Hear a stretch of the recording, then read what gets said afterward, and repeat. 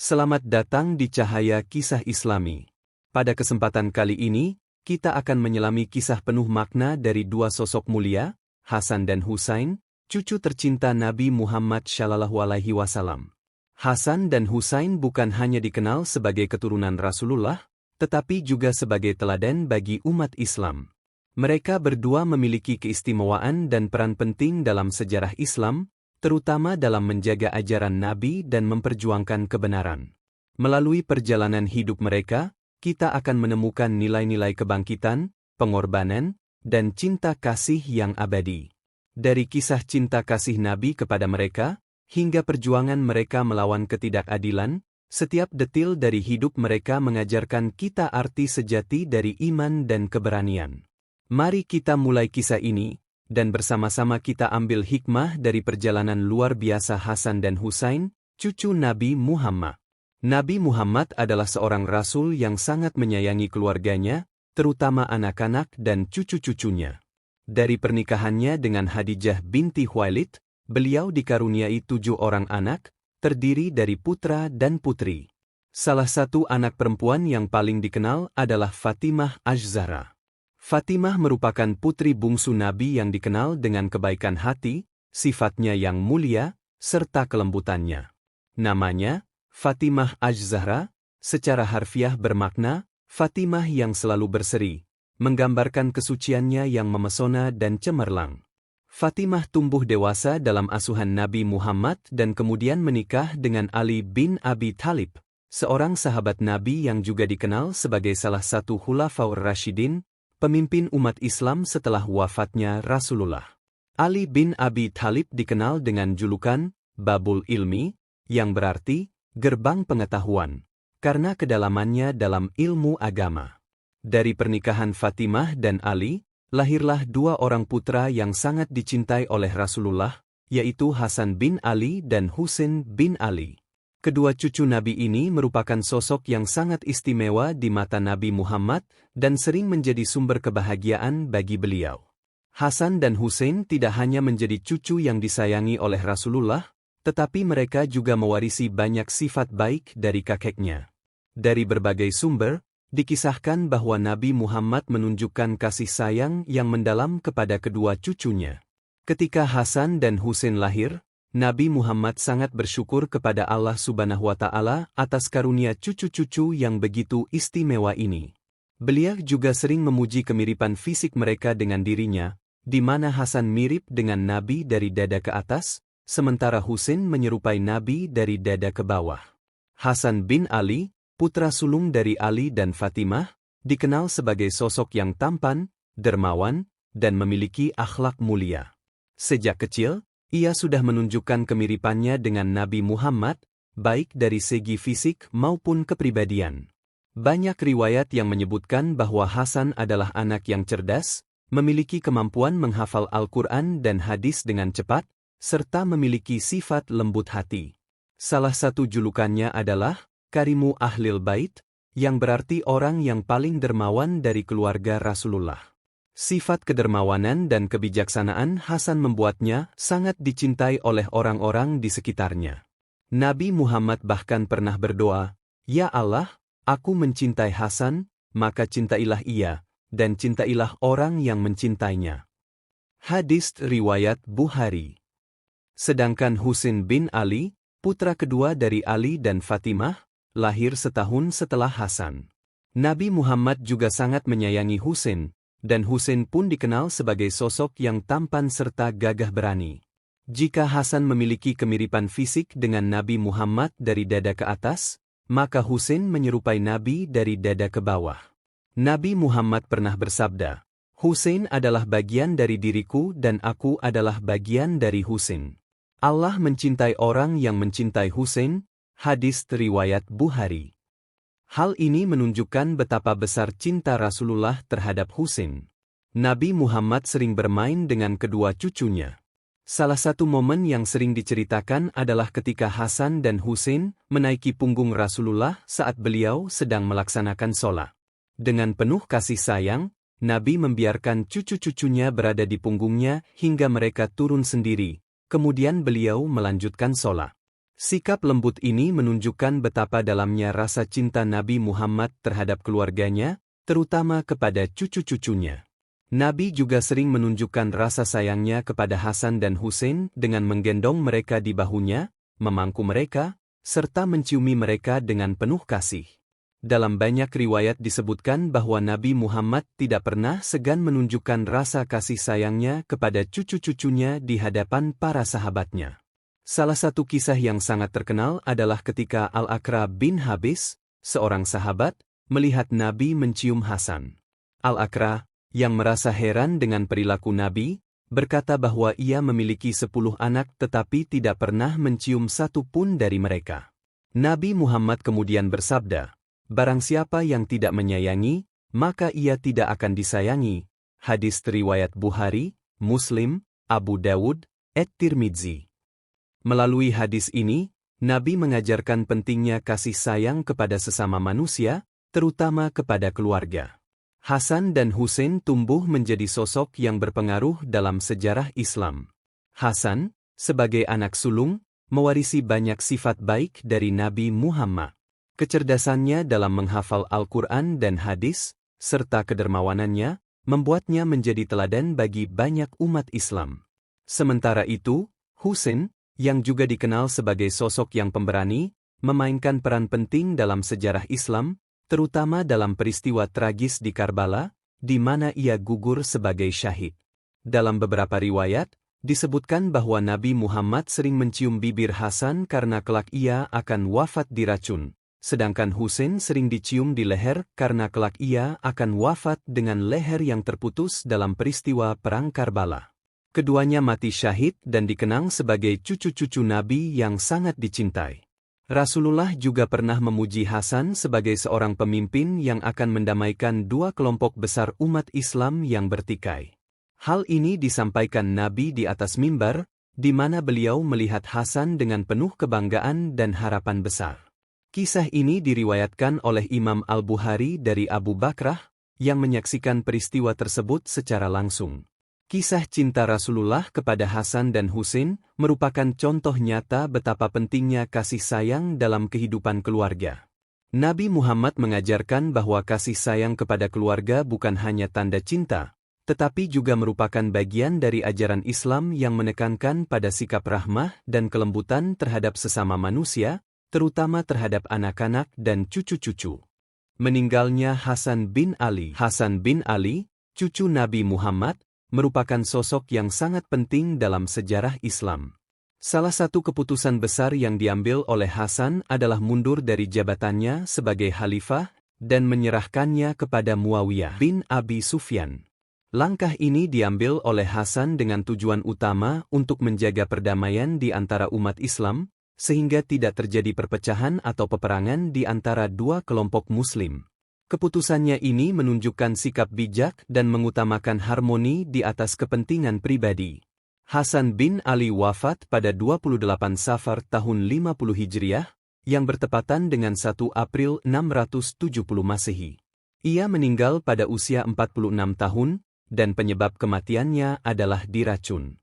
Kejadian tragis ini membawa duka mendalam tidak hanya bagi keluarganya, tetapi juga bagi seluruh umat Islam. Setelah mengetahui berita tersebut, Husain bin Ali, adiknya, merasa sangat khawatir dan bertanya kepada Hasan siapa yang tega melakukan hal itu. Namun, Hasan memilih untuk tidak menjawab pertanyaan tersebut, dengan harapan untuk menjaga perdamaian di antara umat Islam. Tindakan Hasan ini sangat mencerminkan ketulusan dan kedewasaannya. Ia menyadari bahwa jika ia memberikan nama pelaku racun tersebut, Husain mungkin akan merasa terdorong untuk membalas dendam. Dengan demikian, potensi pertumpahan darah yang lebih besar dapat terjadi. Hasan lebih memilih untuk mengorbankan kepentingannya demi menjaga kerukunan dan persatuan umat Islam, meskipun itu berarti ia harus menanggung derita yang dialaminya tanpa mengungkapkan siapa yang telah menyakitinya. Menjelang akhir hidupnya, Hasan meminta kepada Husain untuk mengeluarkan tempat tidurnya ke ruang tengah, di mana ia dapat melihat langit. Dalam keadaan sekarat, Hasan berdoa kepada Allah, mengharapkan pahala atas pengorbanannya. Ia mengungkapkan, "Ya Allah, Aku berharap adanya pahala di sisi MU untuk nyawaku ini, karena nyawaku adalah yang paling berharga bagiku. Doa ini mencerminkan kedalaman iman Hasan dan keyakinannya kepada Allah, meskipun dalam keadaan yang sangat sulit. Ia tidak hanya fokus pada penderitaannya, tetapi juga berharap untuk mendapatkan ganjaran dari Allah atas semua yang telah ia lakukan demi umat Islam. Keputusan dan sikap Hasan bin Ali menjadi teladan bagi banyak orang, terutama dalam hal mengedepankan perdamaian, serta menunjukkan sikap pengorbanan demi kebaikan bersama. Kematian Hasan bin Ali membawa dampak yang signifikan bagi umat Islam. Ia dikenang sebagai sosok yang berusaha sekuat tenaga untuk mencegah perpecahan di kalangan Muslim. Meskipun ia telah mengundurkan diri dari jabatan khalifah, pengaruhnya sebagai cucu Nabi Muhammad tetap terasa. Hasan adalah contoh nyata dari semangat persatuan, dan pengorbanannya menjadi pelajaran berharga bagi generasi selanjutnya. Hasan bin Ali tidak hanya dikenang sebagai pemimpin, tetapi juga sebagai individu yang memiliki komitmen tinggi terhadap prinsip-prinsip Islam. Dalam hidupnya, ia menunjukkan bahwa kadang-kadang, mengedepankan perdamaian lebih penting daripada kekuasaan. Sikapnya yang menolak untuk membalas dendam meskipun diracun menunjukkan kedewasaan dan kebijaksanaan yang luar biasa. Kisah Akhir Hayat Hussein Yang Mati Syahid. Dalam buku yang sama, diceritakan bahwa Sayyidina Husain menghadapi ujian yang sangat berat dalam hidupnya. Dia harus menghadapi kenyataan pahit di mana satu demi satu orang yang dicintainya kembali ke sisi Allah. Kakeknya, Rasulullah, meninggal dunia akibat sakit. Ibunya, Fatimah Az-Zahra, juga meninggal karena penyakit. Ayahnya, Ali bin Abi Thalib, dibunuh saat melaksanakan salat subuh. Kakaknya, Hasan bin Ali, wafat sebagai syuhada. Dalam konteks ini, ketika Yazid bin Muawiyah dinobatkan sebagai khalifah, Sayyidina Husain menolak pengakuan tersebut. Banyak kaum muslimin juga tidak setuju dengan pengangkatan Yazid sebagai pemimpin. Hal ini disebabkan oleh sifat korup dan perilaku buruk Yazid, yang dikenal sebagai seorang peminum khamar dan suka bergaul dengan binatang-binatang peliharaan yang tidak layak. Yazid memperoleh posisi kekuasaan ini sebagai warisan dari ayahnya, Muawiyah bin Abi Sufyan, sebuah situasi yang jelas bertentangan dengan prinsip-prinsip yang diajarkan oleh Rasulullah. Di Makkah, Sayyidina Husain menerima banyak surat dari penduduk Kufah. Surat-surat tersebut penuh dengan dukungan kepada Sayyidina Husain, meminta dia untuk datang ke Kufah dan mengambil alih kekhalifahan. Dalam situasi ini, Sayyidina Husain berada di Madinah dan menolak untuk bersumpah setia kepada Yazid karena perilaku tidak terpuji Yazid. Sebagai langkah awal, Sayyidina Husain mengutus sepupunya, Muslim bin Aqil, untuk pergi ke Kufah sebagai wakilnya. Husain meminta Muslim untuk tinggal bersama orang-orang yang paling setia di Kufah, dan Muslim pun tinggal bersama Al-Mukhtar.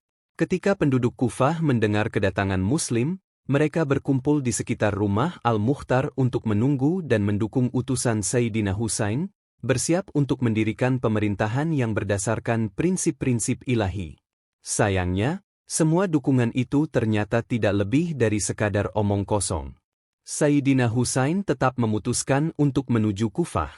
Sesampainya di daerah Bathnur Rumah, ia menulis surat kepada penduduk Kufah untuk mengabarkan bahwa dirinya sudah tiba di sana. Dia mengutus Qais bin Mashar As-Saidawi untuk menyampaikan pesan tersebut, namun sayangnya, Qais ditangkap oleh pasukan Ubaidillah bin Ziyad dan dibunuh. Sayyidina Husain kemudian melanjutkan perjalanan menuju Zarud. Namun, sebelum berangkat dari wilayah tersebut, ia menerima kabar bahwa Muslim bin Aqil dan Hani bin Urwah telah terbunuh. Selain itu, informasi tentang pengkhianatan dari penduduk Kufah juga sampai ke telinganya. Menyadari keadaan yang semakin memburuk, Sayyidina Husain awalnya berpikir untuk kembali. Namun, banyak anggota Bani Aqil berkata, "Bagi kami, hidup ini tidak berarti setelah Muslim bin Aqil dibunuh. Kami tidak akan kembali hingga kami mati." Mendengar hal ini, Sayyidina Husain menjawab, "Jika demikian, untuk apa aku hidup setelah mereka mati?" Ia pun memutuskan untuk melanjutkan perjalanan meskipun rombongannya diperbolehkan untuk kembali. Saat tiba di Zubalah, Husain dan rombongannya bertemu dengan Umar bin Said dan Ibnul Asyates yang membawa surat dari Muslim bin Aqil, menyatakan ketidakpedulian penduduk Kufah terhadap Husain. Meskipun dihadang oleh Al-Hur bin Yazid at-Tamimi atas perintah Ubaidillah bin Ziyad, Sayyidina Husain akhirnya sampai di Karbala pada 2 Muharram 61 Haji. Kedatangannya disambut dingin oleh penduduk setempat yang jumlahnya konon mencapai 100.000 orang, bersedia memberikan janji setia kepada Sayyidina Husain. Sayangnya, kekhawatiran yang dirasakan oleh keluarga dan sahabat Sayyidina Husain menjadi kenyataan. Dalam buku yang sama, diceritakan bahwa pada akhirnya Sayyidina Husain dan rombongannya dikepung selama beberapa hari. Pada 10 Muharram 61 sebanyak 5.000 pasukan yang dipimpin oleh Umar bin Said bin Abi Waqqas menyerbu rombongan Husain. Pengepungan ini merupakan perintah Ubaidillah bin Ziyad untuk memaksa Sayyidina Husain mengakui kekuasaan Khalifah Yazid bin Muawiyah. Menurut catatan sejarawan, rombongan Sayyidina Husain hanya berjumlah 72 orang, yang terdiri dari 32 prajurit berkuda dan 40 pejalan kaki, sementara sisanya adalah anak-anak dan perempuan. Dengan jumlah yang tidak seimbang, pasukan Sayyidina Husain tidak mampu bertahan. Dalam pertempuran yang terjadi, hanya tersisa Husain dan beberapa anggota keluarganya yang terdiri dari wanita dan anak-anak. Ibnu Katsir dalam kitabnya Al-Bidayah wan Nihayah menceritakan bahwa pada 10 Muharram, pasukan Ubaidillah bin Ziyad memukul kepala Sayyidina Husain dengan pedang hingga berdarah. Dalam keadaan terluka, Husain membalut luka di kepalanya dengan merobek kain jubahnya, namun balutan tersebut segera penuh dengan darah. Saat itu, ada seseorang yang tanpa rasa kasihan melepaskan anak panah yang mengenai leher Husain. Meskipun terluka, Husain berusaha menuju sungai untuk mencari air karena kehausan. Namun, pasukan musuh menghalangi dan tidak membiarkan Husain minum. Ibnu Katsir juga menuliskan bahwa Husain dibunuh dengan tombak oleh Sina bin Anas bin Amr Nahai, yang kemudian menggorok leher Husain dan menyerahkannya kepada Hawali bin Yazid. Mengenai waktu terbunuhnya Sayyidina Husain, terdapat perbedaan pendapat di antara para ulama. Namun, mayoritas sejarawan sepakat bahwa Husain wafat pada hari Asyura bulan Muharram tahun 61 Haji. Husain wafat dalam usia 56 tahun. Rizam Aizid, dalam buku Mahar Bidadari Surga, menjelaskan bahwa mati syahid seperti yang dialami Sayyidina Husain menjadi bentuk pengorbanan tertinggi. Bagi para muslim yang meninggal di medan perang dan berjuang tanpa pamrih, mereka termasuk dalam kategori jihad fi sabilillah. Karena pengorbanannya tersebut, jenazah Sayyidina Husain tidak perlu dimandikan, dikafani, atau disalatkan. Ia cukup dikuburkan dengan pakaian yang dikenakannya saat berjuang. Kematian Sayyidina Husain di Karbala bukan hanya menjadi tragedi bagi keluarganya, tetapi juga meninggalkan jejak mendalam dalam sejarah Islam. Keberanian dan pengorbanan Husain akan selalu dikenang sebagai simbol perlawanan terhadap ketidakadilan dan korupsi, serta sebagai contoh keteguhan iman dan komitmen untuk memperjuangkan kebenaran meskipun harus membayar dengan nyawa. Kisah akhir hayat Husain menggambarkan betapa besarnya pengorbanan yang dilakukan untuk menjaga prinsip-prinsip Islam. Ia adalah teladan bagi umat Islam dalam berjuang untuk keadilan, dan namanya akan terus diingat sebagai salah satu pahlawan terbesar dalam sejarah. Dengan demikian, pengorbanan Sayyidina Husain di Karbala tidak hanya menjadi sebuah tragedi, tetapi juga sebuah pelajaran berharga tentang arti keberanian, pengorbanan, dan cinta kepada Allah serta Rasul-Nya. Demikianlah, sahabat cahaya kisah Islami, kisah inspiratif tentang Hasan dan Husain, cucu tercinta Nabi Muhammad. Melalui perjalanan hidup mereka, kita belajar bahwa cinta, keberanian, dan pengorbanan adalah nilai-nilai yang harus kita pegang teguh. Hasan dan Husain menunjukkan kepada kita arti sejati dari kesetiaan terhadap ajaran Islam dan pentingnya mempertahankan kebenaran, meskipun dalam kondisi yang paling sulit sekalipun. Kisah mereka bukan hanya sekadar sejarah, tetapi juga pelajaran berharga bagi kita semua untuk terus berjuang di jalan yang benar.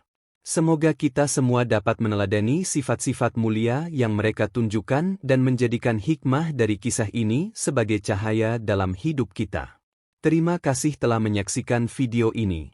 Jangan lupa untuk like, share, dan subscribe untuk mendapatkan lebih banyak kisah inspiratif lainnya.